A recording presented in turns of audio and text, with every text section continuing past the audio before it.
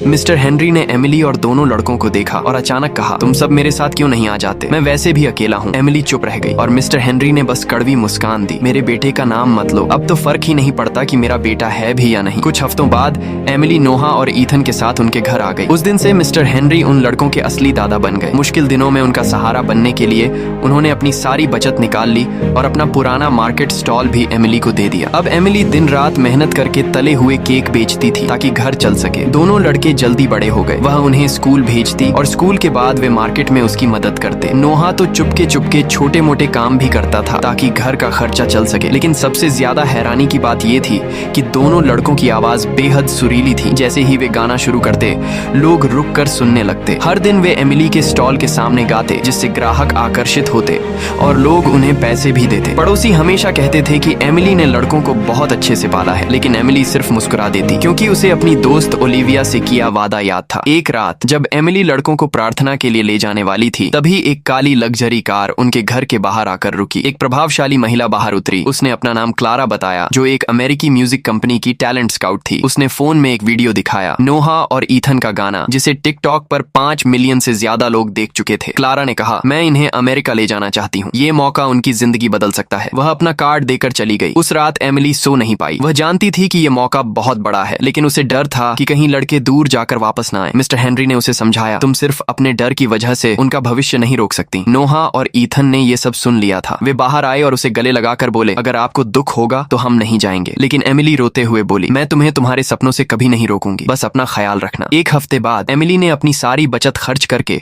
लड़कों को विदा किया। क्लारा उन्हें एयरपोर्ट ले गई। एमिली दूर खड़ी कार को जाते देखती रही, जैसे उसका दिल टुकड़ों में टूट रहा हो। शुरू के कुछ महीनों तक लड़के उसे कॉल करते रहे, लेकिन छठे महीने के बाद अचानक सब बंद हो गया। एमिली ने बहुत कोशिश की, लेकिन न कॉल लगी न मैसेज का जवाब आया। पड़ोसी मजाक उड़ाने लगे, अब वो मशहूर हो गए हैं, वापस नहीं आएंगे। लेकिन एमिली ने भरोसा नहीं छोड़ा। वह लगातार उनसे संपर्क करने की कोशिश करती रही। फिर हालात और भी खराब हो गए। मिस्टर हेनरी अचानक बहुत बीमार पड़ गए और अस्पताल में भर्ती हो गए। एक दिन जब एमिली खाना लेकर पहुंची तो उन्होंने हमेशा के लिए आंखें बंद कर ली थीं। सबसे दुखद बात यह थी कि उनके बेटे मार्टिन ने उनका शव ले लिया और अंतिम संस्कार की जगह भी नहीं बताई। उस रात एमिली इतना रोई कि बेहोश होकर गिर पड़ी। लेकिन थोड़ी देर बाद दरवाजे पर दस्तक हुई। वह दौड़कर दरवाजा खोलने गई।